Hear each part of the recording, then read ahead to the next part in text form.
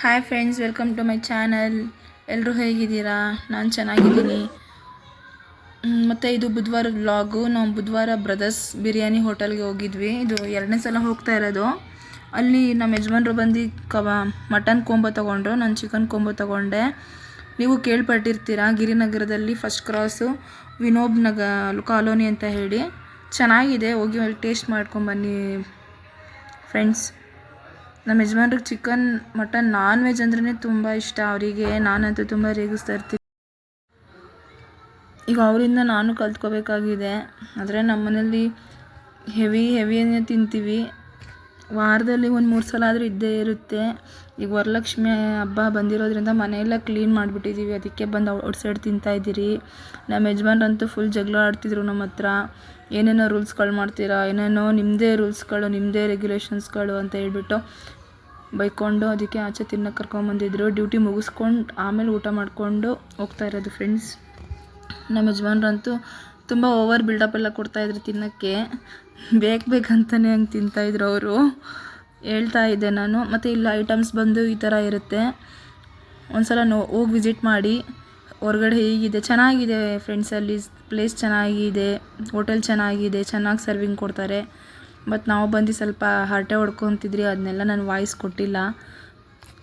ನಮ್ಮ ಯಜಮಾನ್ರಂತೂ ತುಂಬ ಅಲ್ಲಿ ಏನೇನು ಕೊಟ್ಟರು, ಕಂಜೂಸ್ಗಳು 2 ಪೀಸ್ ಕೊಟ್ಟಿದ್ದಾರೆ ಅಂತ ಜೋಕ್ ಮಾಡ್ತಾಯಿದ್ರು. ಮತ್ತು ಅದು ಮುಗಿಸ್ಕೊಂಡು ನಮ್ಮ ತಾಯಿ ಮನೆಗೆ ಹೊರಟಿದ್ರಿ ನಾವು.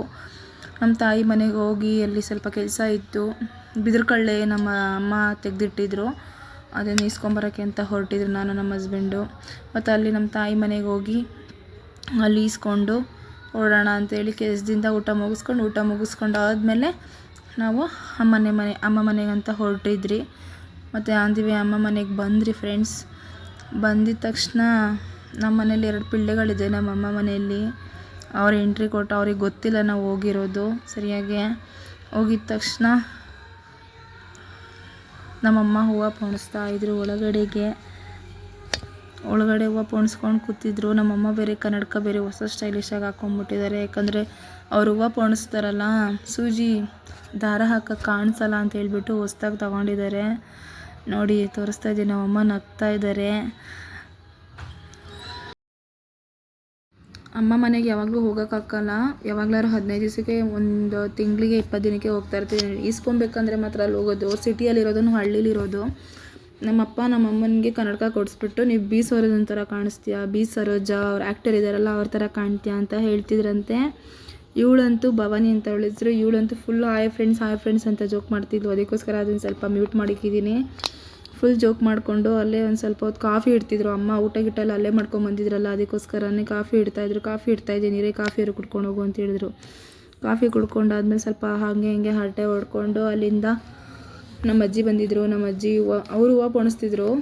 ಅವರಿಗೆ ಸರಿಯಾಗಿ ಕಾಣಲ್ಲ, ಹೆಂಗಂಗೋ ಪೋಣಿಸ್ತಿದ್ರು. ಚೆನ್ನಾಗೇ ಪೋಣಿಸ್ತಾರೆ ಅವ್ರನ್ನ ಒಂದು ಸ್ವಲ್ಪ ಕ್ಲಿಪ್ಪಿಂಗ್ ತೆಕ್ಕೊಂಡಿದ್ದೀನಿ. ನಗ್ತಿದ್ರು. ನಮ್ಮಮ್ಮ ಕೂದಲು ಸರಿ ಮಾಡ್ಕೊ ಅಂತ ಹೇಳ್ತಾಯಿದ್ರು.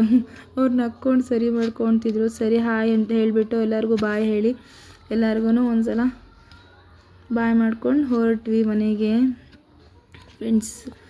ನಮ್ಮಮ್ಮನೂ ಎಲ್ಲ ಬಾಯ್ ಮಾಡ್ತಾ ಇದ್ದಾರೆ, ಬಾಯ್ ಅಂತ ಹೇಳಿ. ನಮ್ಮ ಯಜಮಾನ್ರನ್ನ ಜೋಕ್ ಮಾಡ್ತಾಯಿದ್ರು.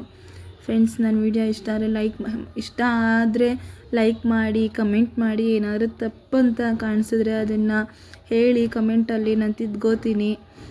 ಕಮೆಂಟ್ ಮಾಡಿ, ಸಬ್ಸ್ಕ್ರೈಬ್ ಮಾಡ್ಕೊಳ್ಳಿ, ಆಲ್ ಬಟನ್ ಕ್ಲಿಕ್ ಮಾಡ್ಕೊಳ್ಳಿ, ಲೈಕ್ ಕೊಡಿ, ಸಪೋರ್ಟ್ ಮಾಡಿ ಫ್ರೆಂಡ್ಸ್. ಎಷ್ಟು ನನ್ನ ಕೈಯಲ್ಲಿ ಇದಾಗುತ್ತೋ ಅಷ್ಟು ಮಾಡ್ತಿದ್ದೀನಿ ನಾನು. ನನಗೆ ಬೇರೆ ಇತ್ತೀಚೆಗೆ ಹೆಲ್ತ್ ಇಶ್ಯೂ ಬೇರೆ ಆಗ್ತಾಯಿದೆ. ಏನೋ ಗೊತ್ತಿಲ್ಲ, ಒಂದೊಂದು ಸ್ವಲ್ಪ ದಿವಸಕ್ಕೆ ಒಂದೊಂದು ಕಾಯಿಲೆ ಥರ ಬರ್ತಾಯಿದೆ, ಗೊತ್ತಿಲ್ಲ ಏನಂತ. ಯಾವಾಗ ನೋಡಿದ್ರೂ ಒಂದೊಂದು ಸಲ ಹುಷಾರು ತಪ್ಪಿಡ್ತೀನಿ. ಓಕೆ ಫ್ರೆಂಡ್ಸ್, ಬಾಯ್.